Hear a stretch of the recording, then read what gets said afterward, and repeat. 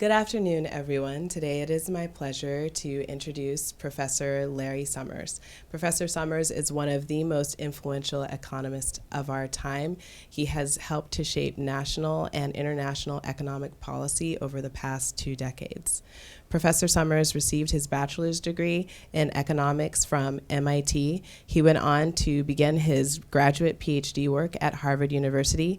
He actually joined the MIT faculty while he was finishing up his PhD at Harvard. And in 1983, Professor Summers became one of the youngest people in history to receive tenure from Harvard University. Professor Summers has had an outstanding academic career, mentoring numerous graduate students who've gone on to make their own significant impacts in the field of economics. He received the Waterman Award from the National Science Foundation, which recognizes a young scientist whose originality, creativity, and innovation help to have a significant impact within their own field. He also received the Clark Medal, which is awarded to the outstanding young American economist under the age of 40.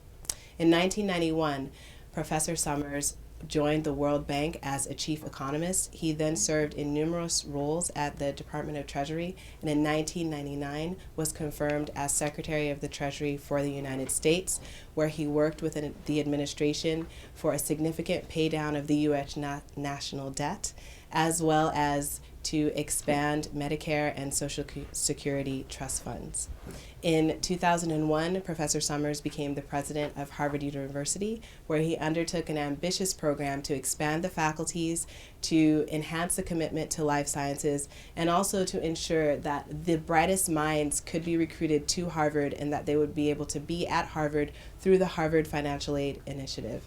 Finally, in 2009, Professor Summers became the director of the National Economic Council under the Obama administration. He was a key advisor to President Obama and has served in key decision-making for all of the major economic policies of this administration. And we are eager to hear from Professor Summers about decision-making during challenging times. Professor Summers, thank you so much. Thank you.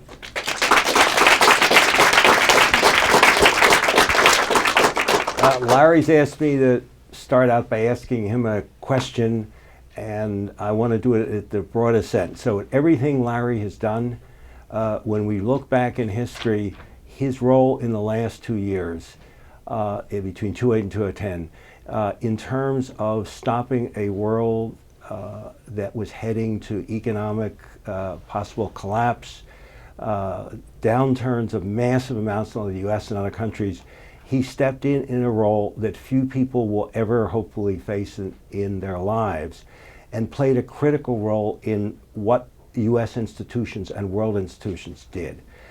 It's too easy for me to drift 100 different questions to Larry. For those of us who want to know about decision making, what can you help people understand when you're asked to serve in a role in a crisis like that? Advice and perspective on how you made decisions, things that you would advise people who hopefully never have to face the choices that this administration did, but may in their first year in office. Help us understand moving your role in this crisis here. Let me just, Bob, before I turn to your question, say how glad I am to be at the public health school. I thought when I was president of the university that you all were very lucky in how truly important your mission was. And I said many times something that I still believe today, that when people look back at this moment in history, they're likely to see two things as defining of our era: the process of globalization, the integration of the world, the rise of what had been called the third world on the one hand, and the tremendous march of science, especially in the life sciences, that was changing our concepts of healthcare, that was changing our concepts of what it meant to be human. And the place in a great university where those two streams come together to forge what I think is an incredibly important river is the School of Public Health. And so I think what you do is very much at the center of what a great university should be about. And that's why all of this attention on global health that it's receiving, I think, is so fortunate. I think that you are very fortunate in your dean, who I first got to know as a policy practitioner. There are a lot of people who know how to count and analyze very well. There are a lot of people who really care. There are not so many people who fall in both categories, and your dean is one of them. And that makes him an inspiring example for people in the public health field, and I think very well situated to lead this endeavor. I would say that I'm very grateful for that introduction. I was looking to see if you were reading that all from somewhere, and I couldn't find it, and you got it. I don't think my mother could have gotten it quite as accurately, and I'm not sure my mother would have had quite as much of a bias towards charity in what you chose to say and what you didn't. Thank you very much. I would say one of the things that I learned later than some other things in life was that it is very hard to be effective in the world by being right alone. That broad currents of public opinion within institutions and within countries, as they manifest themselves in politics, have a very, very important impact on what happens. And Bob's work over many years on public opinion, on thinking about healthcare, has had real impacts in improving our understanding, and because of that improved understanding, a capacity to generate better outcomes. It was a daunting fall in 2008. Things that frankly seemed close to inconceivable happened. Lehman Brothers fell. AIG was on the brink of failure and would have failed without a massive intervention. Some of our largest companies were unable to roll their debt over for a period of more than a day or 3 days without government assistance. The economy was in free fall.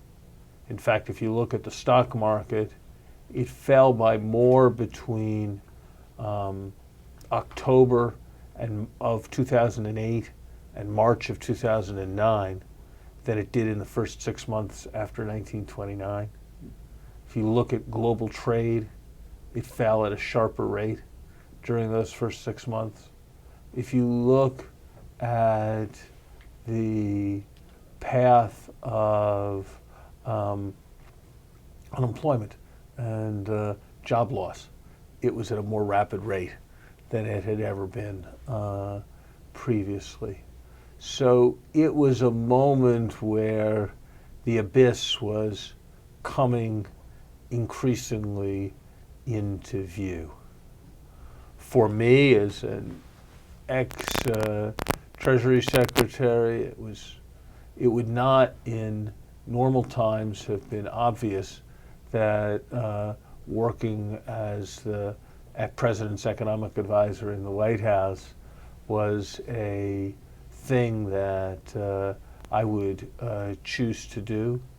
But in the context of that moment and in the context of that president, it was a very, very easy decision. That moment, a moment of such severe financial crisis for the United States. I had, during my time in the 90s, been very engaged with a whole range of financial crises in Mexico, in Thailand, Indonesia, Korea, Russia, Brazil, but not one in my own country. And it's very different when it's your own country. And that president, President Obama is a remarkable man. All our presidents are remarkable. They wouldn't be elected if they were not remarkable. But President Obama had, on the one hand, a capacity to set a vision, to look past the immediate, to be prepared to transcend. And on the other hand, President Obama has an extraordinary pragmatic calm, a willingness to hear all the facts, listen to judgments, and make a decision, and then live with the consequences of that decision. I had got to know him reasonably well during the campaign, as I had advised on financial things.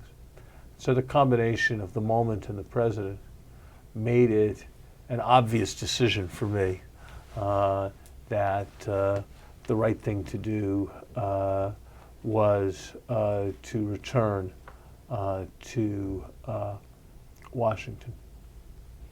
I remember very soon after I had accepted the position, as I was thinking about what I was going to be trying to do, and what the objective was, that it came to mind an experience that I had had a year or two before with my twin daughters.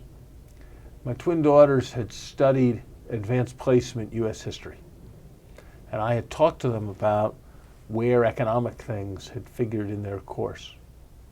And the answer was it was sort of an on and off thing. They learned a little bit about the great debates about the National Bank of the United States in the 19th century. I asked them about the 1982 recession, which for me was a very big deal, was not mentioned in their course.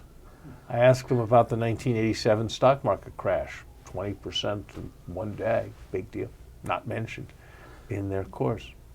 I asked them about the depression of the 1930s, 6 weeks of study. And I realized at that point that in some sense I knew how we would know if we had succeeded. If these events were the stuff of history courses in 2040 and 2050, they were not going to be the stuff of happy history courses in 2040 or 2050, in the same way that the 1930s and that for which they were a precursor is not well remembered in history courses today. If, on the other hand, these events proved to be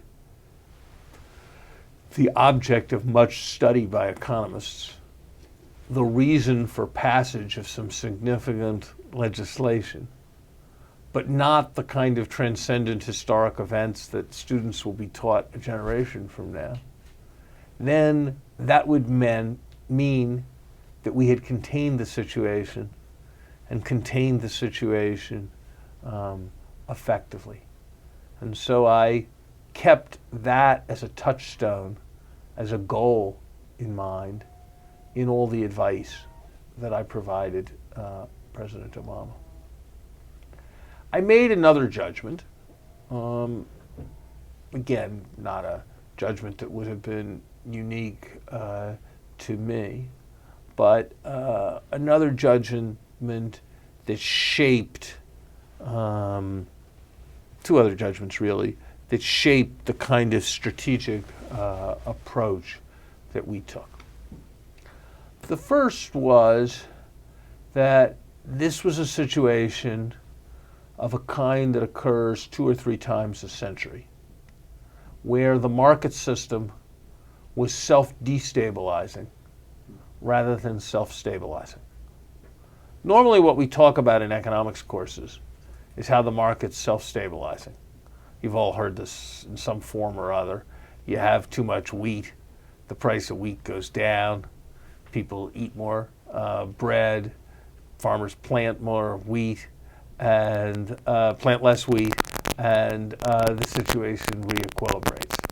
There's too much demand for credit, the interest rate goes down.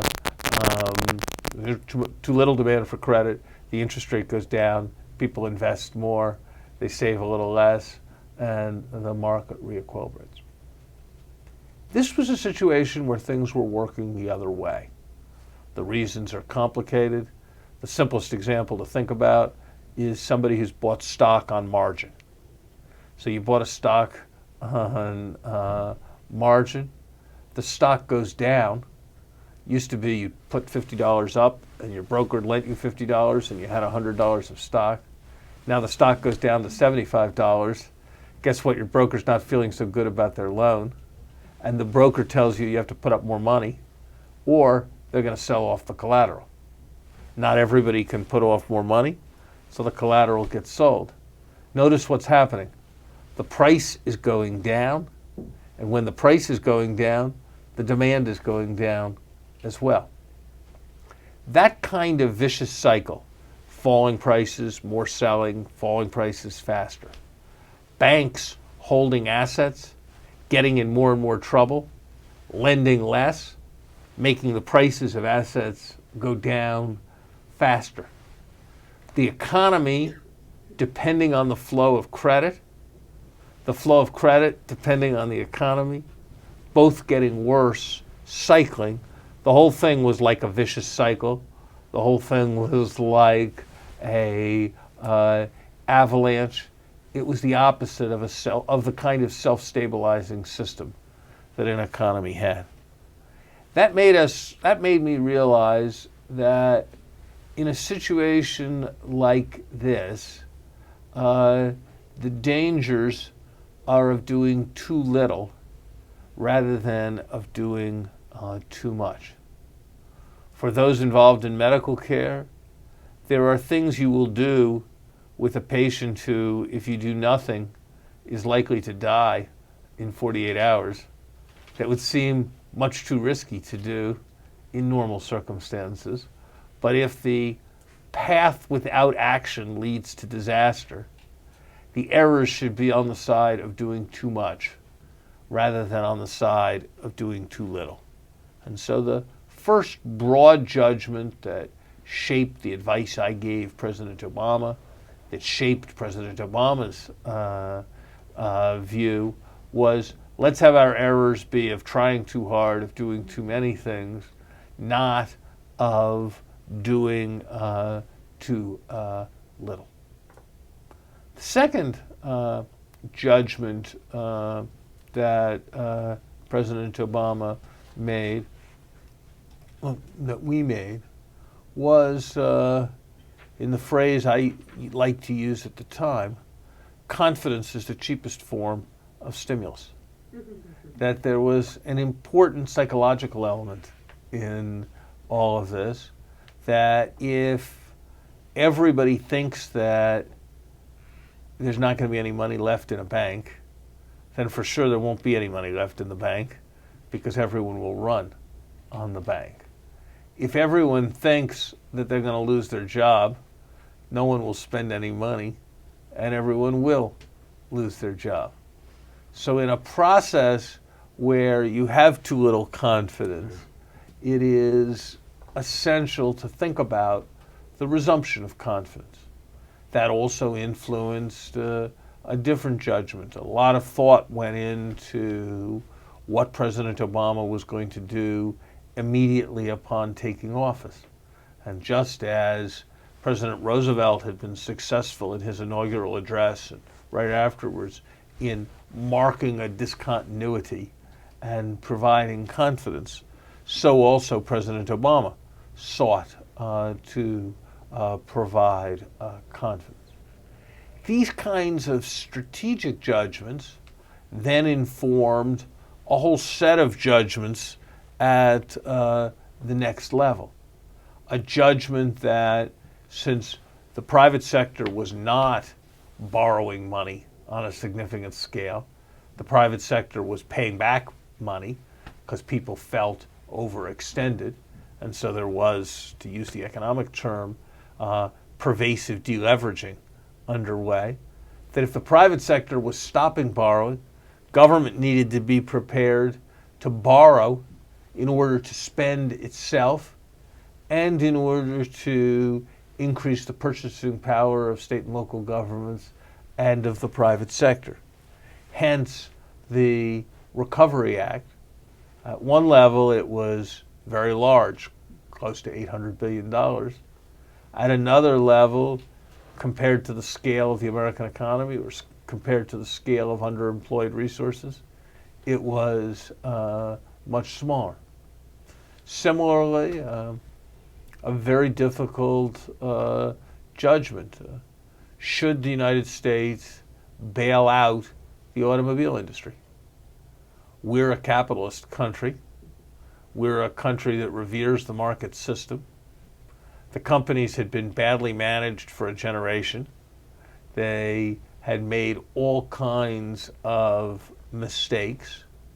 Frankly, their shareholders and their management didn't deserve much. And the people who'd lent them money had probably made a mistake, and they'd been gambling by receiving a high yield when they did it. The other hand, this was an extraordinary event. Car sales in total in the United States, if you looked between 1997 and 2007, fluctuated between about 14 million cars and about 17 million cars.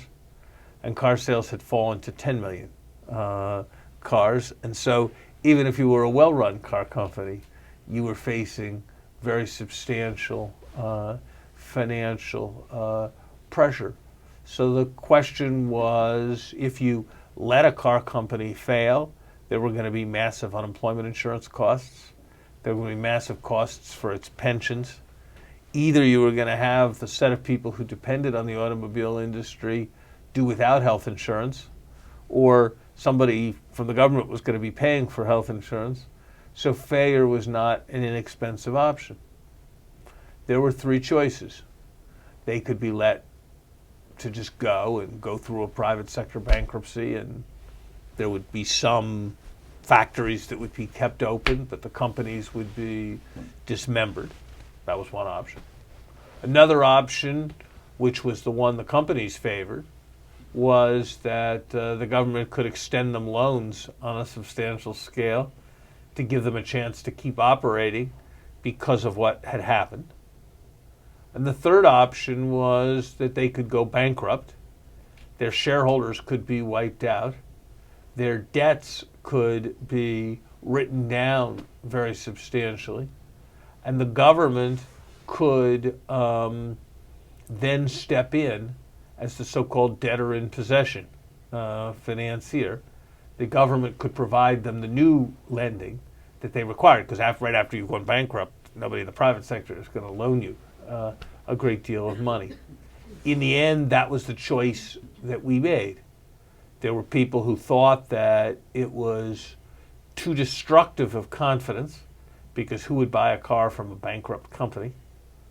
There were other people who thought that it was rewarding failure and rewarding lack of success. But we felt that just as there are unintended victims in war, there are unintended beneficiaries in the response to financial crisis. That latter decision illustrates what is less true in textbooks about decision making, but in my experience is usually true in practice, which is that you're engaged in a kind of balancing exercise, and that often it's not just yes or no, but it's trying to find, you've got option A, which has some tremendous benefits, but has very large costs. You've got option B, which avoids most of the costs, but doesn't get you the benefits. And sometimes you just have to choose between A and B, but often what you try to do is find an option that gets you 80% of the benefits of option A with 30% of the costs of option A. So by choosing bankruptcy, we sacrificed a little bit of ability to add confidence to the situation, and gained much more legitimacy in terms of what we were doing relative to a market system and in terms of containing the government's costs, because the government wasn't having to pay in order to pay off bondholders. In other cases, we made a judgment, and this was one of the things we were most criticized for, that with respect to the banks, if we tried to make bondholders be responsible, the consequences for confidence were going to be so shattering that everyone would be worse off.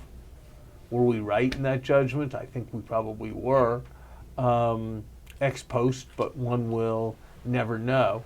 And it has been controversial. But the point is that I think the best approaches to decision making and leadership involve having a general orientation to the problem. Ours was, let's do too much, not too little. Let's seek to add confidence to the situation. And then within that, trying to make careful technocratic judgments on a sort of point-by-point basis with respect to the particular issues involved. That was the approach we took at my level. Obviously, for the president, there was less involvement in all of the technical details and more involvement in making sure that the American people were able to see a better future. One of the things that he insisted on from the day he was elected was that he had not run for president in order to lift the economy out of a ditch. Indeed, he didn't know when he announced he was running for president that the economy was going to go into a ditch in terms of this crisis. And he was not prepared to have his historic opportunity be directed entirely at lifting the economy out of the ditch. And that's why even as he was working on the recovery, he maintained a focus on questions like energy efficiency, questions like universalizing the availability of health insurance, questions like making information technology available on a large scale to health professionals at a time when it has to be some kind of national embarrassment that the average 7-Eleven has more information technology than the average doctor's office. Larry's agreed to, this could be a long discussion here. Larry's agreed to take questions from you. If you can identify just who you are, we have mics for that. I want to move it around so people have a real chance. As I said before, when history is written, I don't think it's going to take 40 years to realize the role Larry and a small number of people played in shaping this very incredible response. And I want people to feel that they had a chance to have some interaction here. Who's first? My name is Anders Wittfeldt. I'm a doctoral student in epidemiology. My question is, when you have an economy that's in a vicious cycle and you need to credibly signal that the political leadership are optimistic about the situation, you need that signal to be credible, that people don't believe the politicians are just saying that because they believe that will stop the cycle. What is your thinking about being open about the process of trying to induce confidence? Does that in any way undermine the objective? It's a very hard set of challenges. Basically, credibility breeds confidence. Optimistic statements breed confidence. Optimistic statements aren't always true. And so you have to find your way through the linguistics of that. And one of the things that I was always focused on as Secretary of the Treasury and focused on in the advice I've given others in a different way, focused on while I was president of Harvard, is I didn't want to ever say things that in an uncertain world would embarrass me 6 months later, given the range of things that could happen. And that's why one spends a lot of time crafting statements carefully. So to take one example, language is flexible. Take the example that I actually remember most vividly around these issues. When we bailed out Mexico, we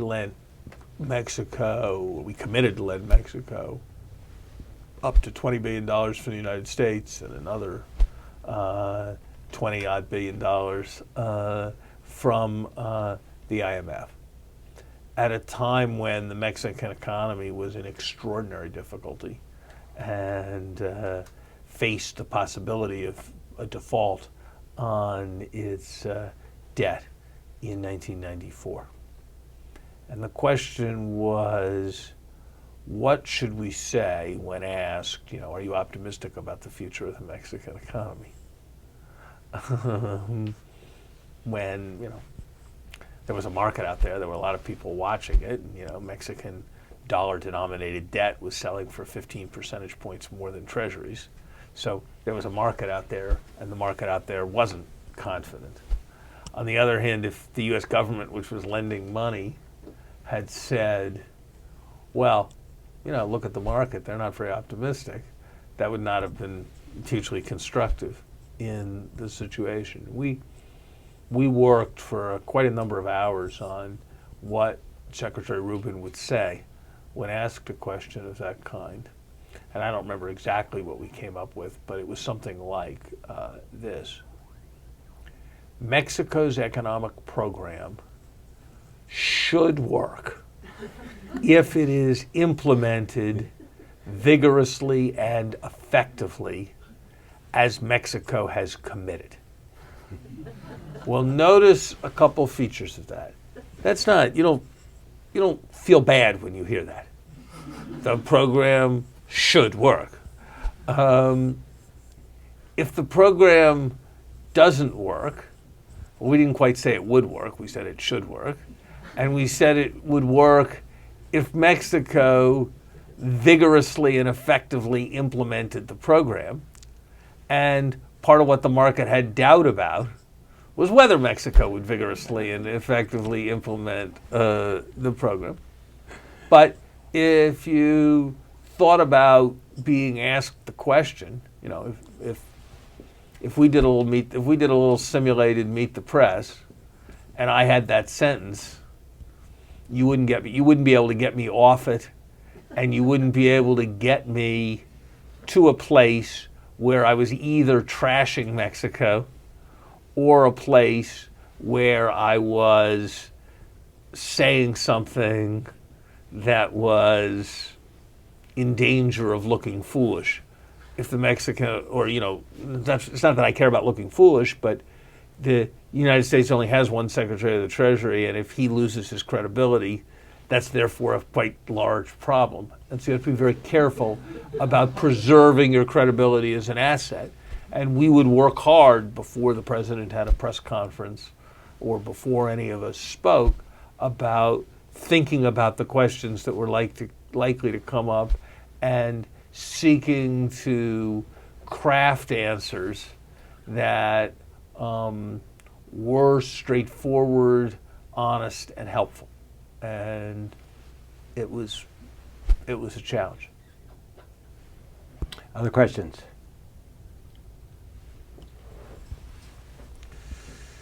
We need a mic right behind you.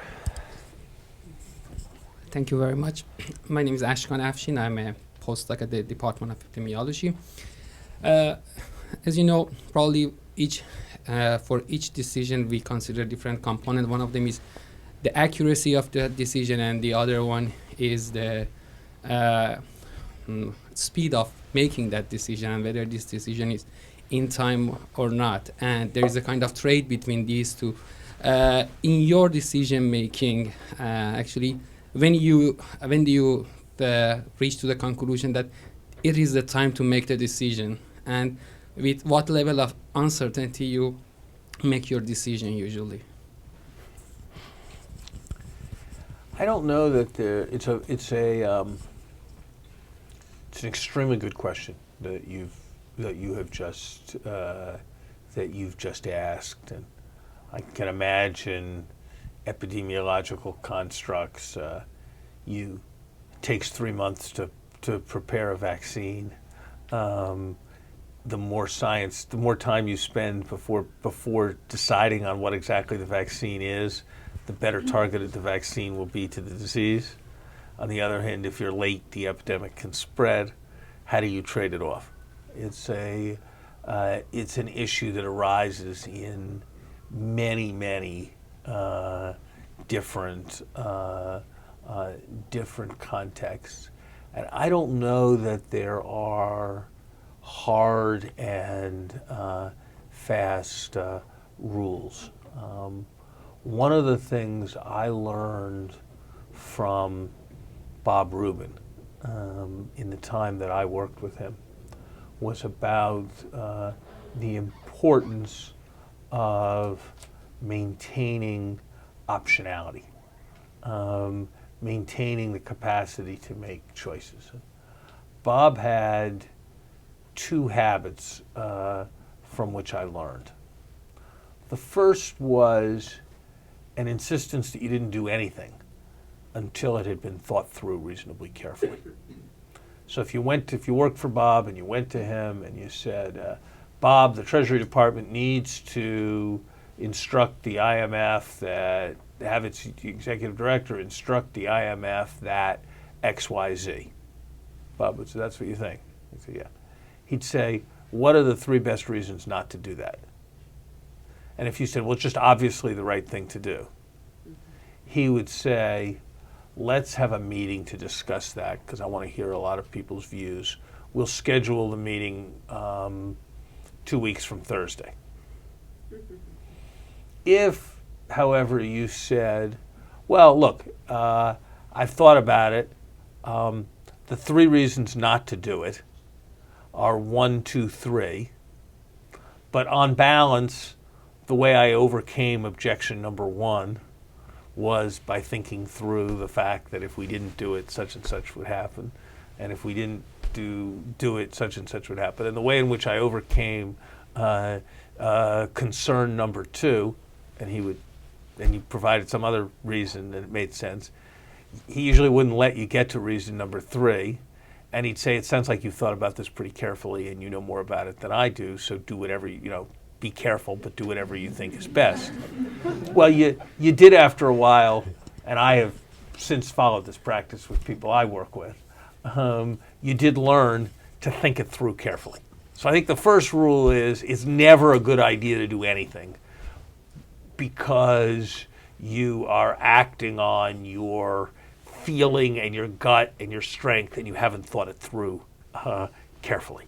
So, that's why if you're angry, it's always a good idea to wait an hour before you hit the send key on the email. That's why if you've got an urge because you're upset about something to pick up the phone and call somebody, you're usually better off waiting to see if you still have the urge the next day. There's a set of don't do anything that matters in heat. That's a kind of first aspect of it. The second is a really hard kind of problem, which is, where you just have to have judgment, and I don't think you can make it scientific. On the one hand, I've got 2 conflicting sets of anecdotes in my head, and I don't know how I actually balance them in any particular case, except by just following my instinct. I'm not sure I can reduce it to something scientific. One anecdote is, if it's not going to get better, do it quickly. So here's a lesson I learned as an administrator that I suspect Julio has learned. To relate to this, you have to put yourself in my perspective. Okay, I'm the president of the university. Professor X at the public health school, or postdoc X at the public health school, writes me a letter saying, a 2-page letter saying, there's such and such that's like going wrong at the public health school and it's a problem and I hope you'll look into it and I'm really concerned about it, and write some 2-page thing. What's the right way to handle it? If I write back the next day, "Dear Postdoc X, thank you very much for your letter. I appreciate your bringing your concerns to my attention. My colleagues and I will look into the matter you raised, and if there is some appropriate follow-up, we will come back to you. Sincerely yours, Lawrence Summers." It all feels very reasonable. I've answered, I've been courteous, I've been responsive. You can't really fault my letter. If I want to follow up, I can. If I judge the thing to be foolishness, I don't have to respond, all that. Now let's suppose that I wait 2 weeks. If I wait 2 weeks and I send that letter, it really feels kind of, I worked hard on sending my complaint to the president. Why the hell can't he say something about it? Hasn't he had 2 weeks? Why hasn't he learned anything? If I then say, I can't just send a form letter. I better actually learn something about it, so I can't really answer this poor letter because I don't have anything to say. So I'll ask somebody to look at it. And now it's a month. After a month, I've got to write a really good letter. I've really got to be knowledgeable. And if I'm not knowledgeable and ready after a month and I wait 2 months, then it's really got to be Sherlock Holmes meets the problem. So if the decision, so the first principle is, if the decision or if the action is not likely to improve with time, the situation will get worse with time, and you should just decide. You should just decide. If you employ somebody and the person's really not doing a very good job, and you sort of have seen it for 6 months and the person's just not doing a very good job, and you've warned them and they're not doing a very good job, you should either decide that I'm going to fire them, or you should decide, look, nobody's perfect and the person's got some real strengths and it'll be really hard to find anybody else, and I'm going to keep the person. But decide, because the decision's not going to get easier and better with the passage of time. It's not going to be easier to fire them after they've worked for you for another year. You probably know as much as you need to know about who they are. You just need to decide. So when the decision is not going to get better with the passage of time, it's usually best to decide quickly. Conversely, what's often true is that if there are no good choices, maybe it's a bad time to decide until you've thought about whether there's a way of expanding the menu. And if there's no reason to make a decision, then why do you need to make the decision right away? I sort of, some of you probably know Julie Shample, who works with me. I drive her crazy by carrying this principle to its logical extreme. I have a flight scheduled. I'm going to go to New York a week from Thursday for a trip. She asks me whether I want to take the 7 a.m. shuttle or the 8 a.m. shuttle. My view tends to be, well, I'll see how energetic I feel the day before. Why can't I keep the 7 o'clock shuttle and the 8 o'clock shuttle will both fly that day? Why can't I keep my options open? There's no cost. There's no real cost to waiting. We had a experience that we made Bob Rubin put in his book of there was a meeting which I was scheduled to go to in Malaysia on a certain Monday, Monday over Thanksgiving. It turned out that the Korean financial crisis hit on the Wednesday before Thanksgiving. So it was a question whether I was going to be able, whether I should go to that meeting, since I was leading our international economic effort, and it was going to be hard to lead it from an airplane for 18 hours each way to Malaysia. We asked Bob on Thursday, did he think I should go or did he think we should send somebody else? He said, well, it's Thursday and whoever leaves isn't going to have to leave till Sunday, right? Right. So I don't want to think about it now. We asked the same question on Friday. He said, can't we think about it tomorrow? We asked the same question on Saturday, and he said, well, maybe we could have all the Treasury people go, and maybe we could have all the Treasury people stay. We could send somebody from the White House to the meeting. Let's think about it. On Sunday morning, he said, we called him and we asked him what he thought, and he said, well, what time's the flight leave? 6. So you have to leave the airport at 3. You have to leave your house for the airport at 3, right? This is to go halfway around the world to Malaysia. He said, well, why don't we check with the person in the White House to see if he'd be willing to leave at 3, and then if he is, then we'll know that if we want, we can send him. And at that point, I said, Bob, I don't think that we can ask a guy to be on standby for traveling around the world. If you think he should go, we can call him and ask him to go, but I don't think I'd be comfortable calling him and asking him to be on standby so you can have another 2 or 3 hours to think about it. And at that point, we got somebody else to do it. But we found somebody to do it. But the point is, there is a real benefit in preserving optionality for as long as you can. But I don't know quite how to make a science. I mean, I know how to make this. I know how to do the math of decision trees, where you calculate the expected value of perfect information, and you figure out whether it's worth drawing another ball from an urn to learn which of the 2 urns there are. I mean, I'm good on those math problems, and those math problems help form your intuition for the kinds of decisions that you make.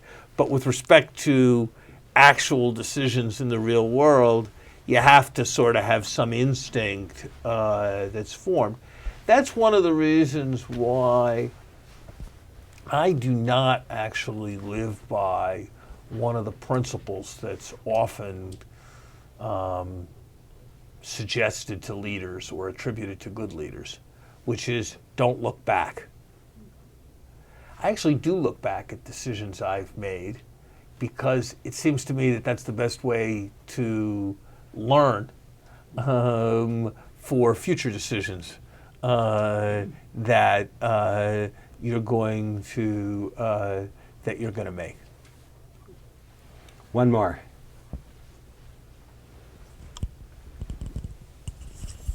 Thank you, Professor Summers. That's actually a very good segue to the question I had for you, and it pertains just to a quick introduction on you. Oh, yes, please. I'm a postdoc in the Department of Nutrition, and I work with Dr. Fauzi. So my question was, is it possible, especially when you're making decisions in a rapidly changing situation, and in the case of the economic crisis, the goal is to get the economy growing again and hiring and all in the directions we would want. What is the tension between economic growth and environmental responsibility? And in particular, is there a way to have good economic growth and environmental responsibility, especially given also your views on regulation? And you've also obviously thought about the impact of regulations on economic growth, and I'm curious to know how you balance those at moments like this. I think there are, it's a very good question. I think there are areas of synergy between economic and environmental things, and I think there are areas of conflict. I've got no doubt that where we subsidize the use of really dirty coal, and we use really dirty coal, that if we eliminate those subsidies, we will have a more efficient economy. And as we have a more efficient economy, we will also have cleaner air and better environmental values. I have very little doubt that there are a number of areas where, because of various behavioral factors, people don't make high return investments. When I was president at Harvard, we started a green bank program from the center of the university where schools or groups or anybody in the university who had a project that would have a high payoff, we would loan them money at 3%. And we found what was to me a surprising number of projects where you insulate something and it pays itself back in 2.5 years. And so the internal rate of return on that investment was very high. So there are certainly opportunities that go begging in the United States where you can improve the environment and improve economic growth. There is a tendency, which I think is unfortunately overdone in some circles, to go from what I just said, which I think is right, to the broader claim that stricter environmental regulation will always help the economy.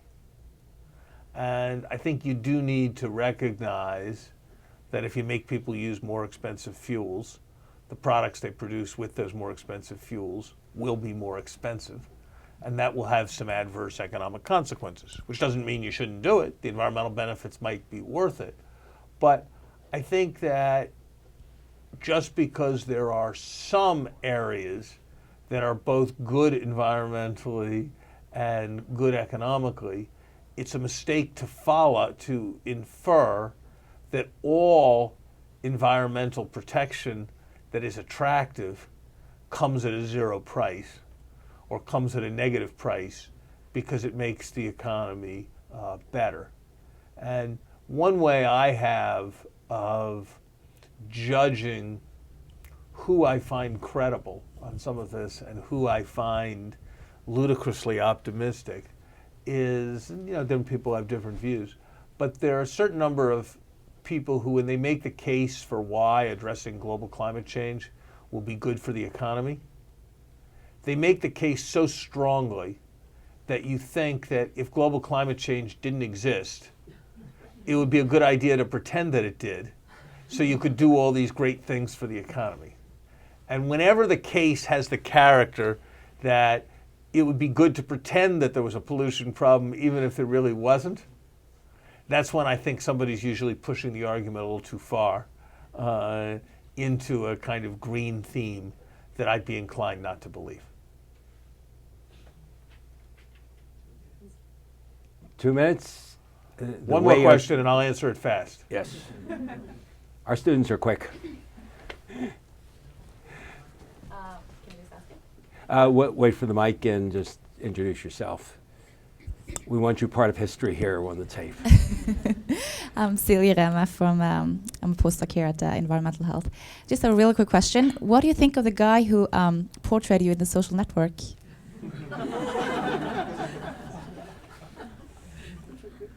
Good to see we're serious, scholarly here at the School of Public Health. I'm told that the Winklevi, when asked the same question, said the only problem with the scene is that Larry Summers was much less nice to us in person than he was in the movie. It has been said occasionally that I can be arrogant. If that is true, I probably was arrogant on that occasion. They came swaggering in with what I perceived as a great sense of entitlement, which I was not prepared to give them. And I didn't think what they were saying was enormously reasonable. And I probably made that very clear to them, as I'm told I sometimes can. So was it exactly accurate? No, I never told anybody to punch me in the face, as they did in the movie. Was the dialogue exactly things I would have or did say? Probably not. Was the impression left of arrogant students met a equally arrogant, older, slightly condescending university president accurate? Yes, it absolutely was.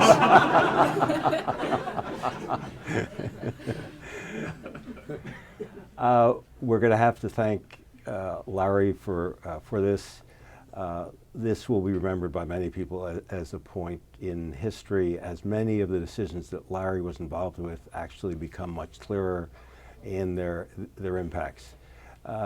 We are incredibly pleased he did this, and the effort for people in public health is to try to broaden an understanding of what goes into decisions at the time they have to be made. And that's what the series has been about, because some people in this room will be in those places someday. And we want people to be able to combine both the evidence, but also the things that go into the reality of decision making. Larry, again, thank you very much for taking time to be with us.